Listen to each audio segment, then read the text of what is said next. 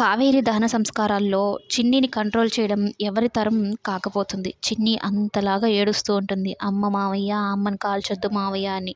ఇక కాల్చుతున్నప్పుడు చిన్ని ఒక్కసారిగా తన అమ్మతో గడిపిన జ్ఞాపకాలన్నీ గుర్తు చేసుకుంటుంది. అమ్మ ఒడిలో పడుకున్నట్టు, అమ్మతో కలిసున్న రోజులు, అమ్మ చెప్పిన మాటలు ఇవన్నీ గుర్తు చేసుకుంటూ ఉంటుంది. ఇక సత్యమే చిన్నిని దగ్గరకు తీసుకొని ఏడవద్దమ్మా, ఏడవద్దమ్మా అని ఓదార్చడం మొదలుపెడతాడు. అయితే చిన్నిని చూసిన ప్రతి ఒక్కరూ గుండె తరుక్కుపోతుందనమాట. ఏడవని వాళ్ళంటూ ఉండరు.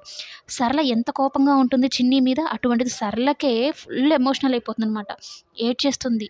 ఈ పాపకి ఇంత కష్టం వచ్చిందిరా దేవుడా అన్నట్టుగా. అయితే సత్యం అతి కష్టం మీద చిన్నిని అక్కడి నుంచి ఇంటికైతే తీసుకొని వెళ్తాడు. ఇక బాలరాజు హాఫ్ టికెట్ అయితే అక్కడే ఉంటారనమాట. మొత్తం పూర్తిగా అయ్యేంత వరకు అక్కడే ఉంటారు. ఇంటికి వెళ్ళిన తర్వాత అసలు ట్విస్ట్ అయితే మొదలవుతుంది.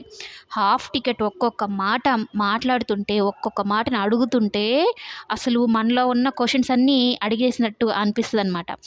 హాఫ్ టికెట్కి పార్సల్ తీసుకొని వస్తాడు ఫుడ్. "నువ్వు ఆకలికి ఉండలేవురా, తినరా" అంటే, "నువ్వు అసలు మనిషివేనా? నేను నీ అంత గొప్ప మనిషిని కాదన్నా, నేను మామూలు మనిషిని. వదినని అలా కాల్చేసి ఆ కాటే వాళ్ళ కాడ నుంచి ఇంటికొస్తూ వచ్చిన తర్వాత నీ తిండి మీదకి పోతుందా నీకు? ఆ దేవా కోసమే కదా ఇదంతా చేసావు. నువ్వు ఫ్రెండ్షిప్కి ఇచ్చిన వాల్యూ కట్టుకున్న భార్యకి ఇవ్వలేదు, కడుపున పుట్టిన కూతురికి ఇవ్వలేదు" అంటూ ఒక్కొక్క మాట మాట్లాడతాడు. "ఎంతమందిని మోసం చేసావన్నా నువ్వు. చిన్ని ఎంతగా నమ్మకం పెట్టుకుంది, సత్యంబాబు ఎంతగా నమ్మకం పెట్టుకున్నాడు. ఇక 4 రోజుల్లో వదినమ్మ వచ్చేస్తుంది అనుకుంటే ఇలా చేస్తావా" అని.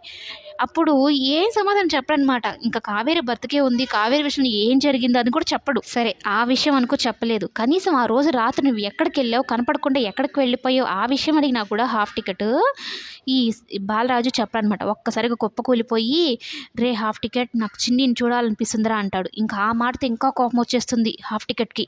"ఆ బిడ్డని తల్లి లేని బిడ్డలాగా మార్చేశావు. ఆ బిడ్డని చూడాలనిపిస్తుందని ఎలా చెప్తున్నావు? ఏ మొహం పెట్టుకొని అడుగుతున్నావు? ఏ నోరేసుకొని అడుగుతున్నావు?" అంటూ హాఫ్ టికెట్ బాలరాజుని గట్టిగా నిలదీస్తాడనమాట. అప్పటికైనా నిజం చెప్తాడా లేదా అనేది.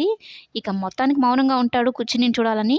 నిజమైతే చెప్పడు. బాలరాజు అంతట బాలరాజు తన నోటి నుంచి కావేరి విషయంలో అసలు ఏం జరిగింది, కావేరి బ్రతికే ఉందా లేదా, అసలు కావేరి విషయంలో ఏం జరిగిందనేది బాలరాజు చెప్తే కానీ అర్థం కాదు.